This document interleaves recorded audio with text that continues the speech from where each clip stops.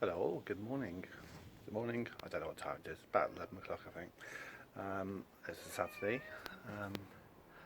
It's overcast today. It's a bit cold, but it's not a big problem. Brewday. I'm going to make a American IPA. I'll show you the ingredients and I'll talk a bit about my technique today. Going to make about 20 litres, and here's all the grain. So I've got I've got a cat who wants to get in there. I've got about 700 grams, 5 kilos of Otter, 700 grams of Munich. Otter's down the bottom there. 200 grams of crystal.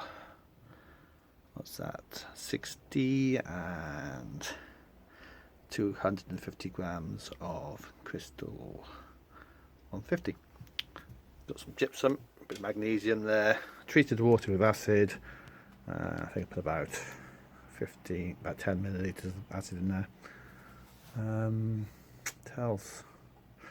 I put a Camden tablet in there, and we got 23 litres, which is all right to the temperature ready. So just going to fill in, start mashing. I go from there. Come back to me. So okay, I'm also going to be using some a selection of American hops, which I'll show you as I come along to them. I will put it down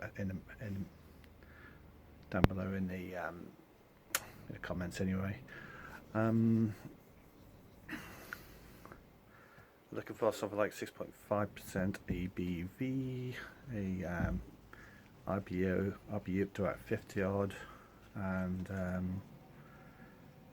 it's going to be obviously a slightly dark, well, it's a good colour. I'm actually basing this on last month's Brewery magazine's recipe for American IPA. So yeah, I also got some Safale US05 Yeast, which is the second generation, which so hopefully, I've heard people say that Safale US05 is always much better in obviously subsequent generations as opposed to the first one. Okay, well, going to be mashing at 67 degrees, maybe a little bit more sweetness there from the grains, which will obviously counteract the bitterness of the hops. Right, let's get going. So I've got half the grain in, just going to give it a bit of stir. So it'll get combined together nicely. I'm using about in total I'm using almost 6 kilograms, so it's going to be quite a full mash tube once I've finished doing that.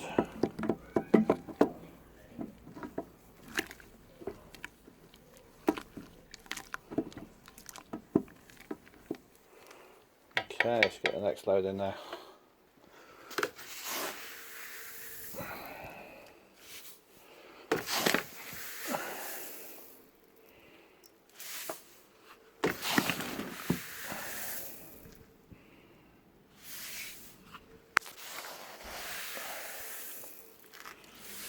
Okay, not too dizzy for you. I've obviously put the water additions in the actual grain itself instead of dissolving it in the water. I think it's good either way anyway. Okay, I'm going to finish off mashing all this in and I'll come back to you soon. So I just mashed it, doughed in as they say. I'm just going to get all the screens on.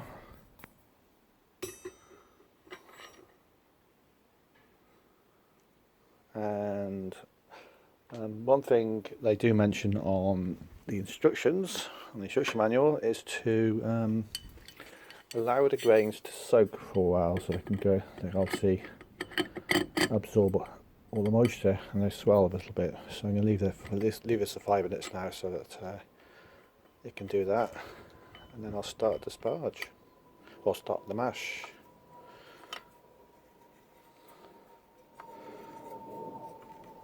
There we are, it's all screwed down. I'll give it 5 minutes now, I'll come back to it and then we'll start. Let it go. So that's the 5 minutes up, so I'm just going to tell it when I filled the malt in.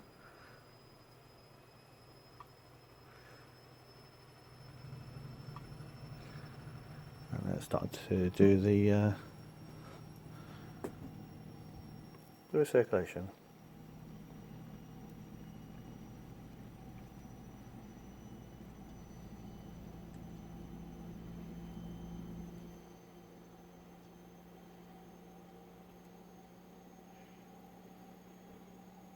I'm just having to pump quite hard there, but there we go. So we'll leave this for an hour and come back to you then. So the hop schedules, I'm going to be hitting 50 grams of Centennial for about 60 minutes, and then towards the end I'm going to pop about 25 grams of Amarillo in. That's going to be about 5 minutes. I may stick a proto flop tablet in as well. That'll be at 10 minutes, and then I'm going to Whirlpool for another 20 minutes at to below 80 degrees with more Amarillo.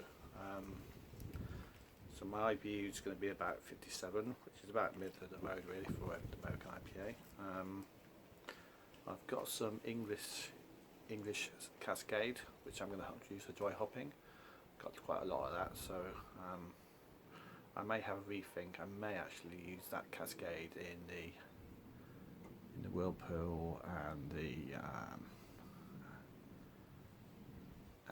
obviously the last 5 minutes, and use the pellets in the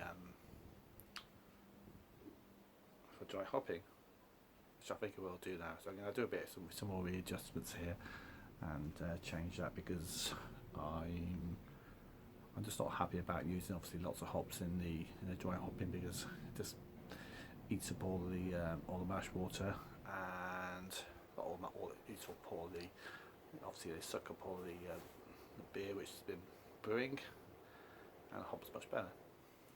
Right, so yeah, the mash is up to about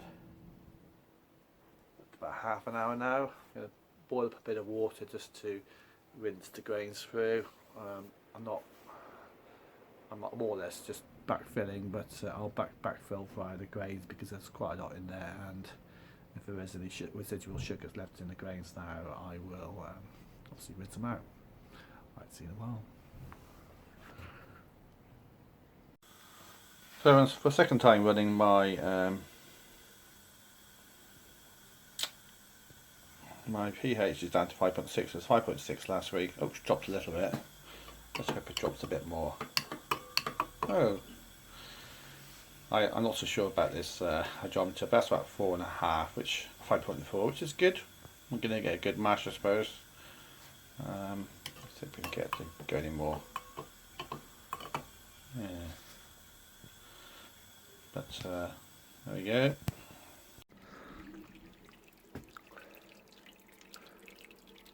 So we've sparge has finished. Let's start. Well, not the sparge. The mash is finished, and I'm just going to do a bit of a sparge now. I've actually taken the plate off there and given the grains a bit of a shake around. And now we'll just do a nice gentle sparge for while the water's warming up, and it'll get to boil hopefully soon. So started to boil. Let's get some hops in there.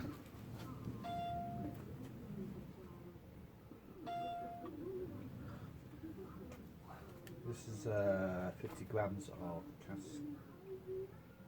Cascade, I think. No, Centennial. So that'll be my only hop addition, apart from obviously the aroma hops towards the end.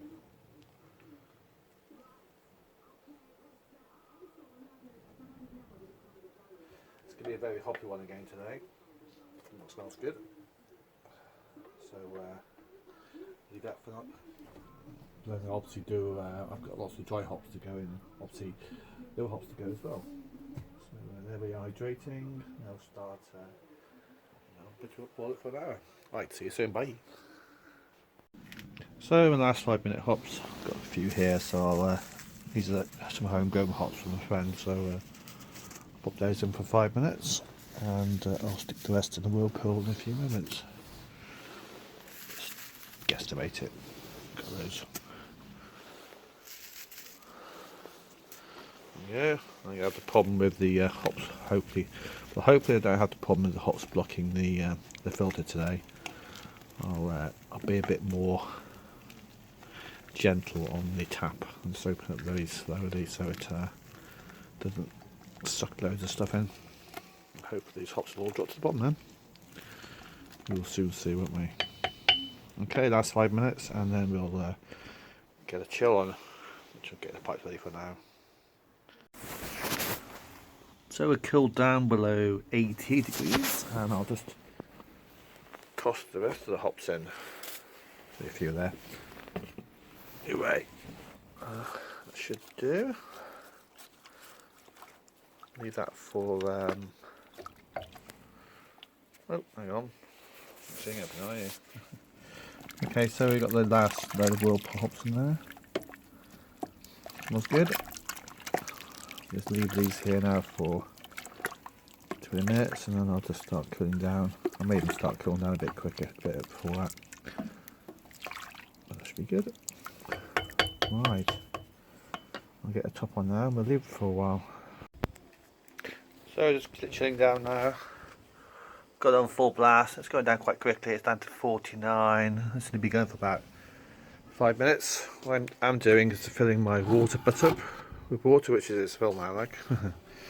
So I've got quite a good flow rate on this today. Okay, the rest will go down and drain, so I'll get to feed the plants. Less wasted, less water. Okay, so brew's come out at 1060 final gravity. I think I have actually collected a little bit more, maybe about 26 litres there as opposed to 25. There will be about 2 litres left in the bottom there with all the hops and stuff like that. But all going well. Right, I'm going to do some aeration and pour the beer out. I might show you that as well, but I'm going to sign off. Hang on, let's come back to me. So there we go, brew 2 down, well, sorted out. It's going to be a much better day today. Hopefully this idea of just turning the water on full blast is going to make a big difference, and that's what it is. Right, going to get washed up and cleaned up. Most of the stuff's all done already, but just need to do that, and that'll be a wrap again. It's taken me today, let's have a look, I started about 11 o'clock and now it's 3 o'clock. I think it'll be, so and I think it'll be finished by about, it'll be cooled down by about 3:30. So brew day wise it's going to be what's that, 4.5 hours. Not too bad, I suppose, is it?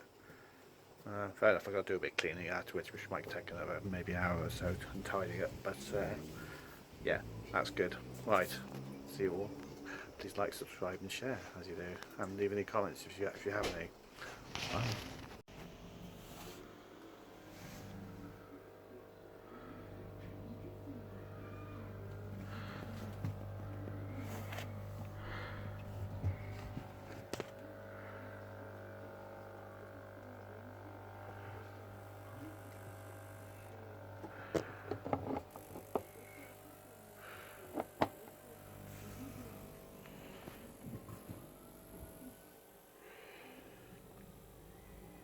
So one thing I do find is that a lot more of this protein gets left behind. Even though the grandfather had a filter like this on there, it generally did start sucking a bit of it through. But as you can see, it's come out quite clear now anyway. So yeah, it's all cooled down to about 19.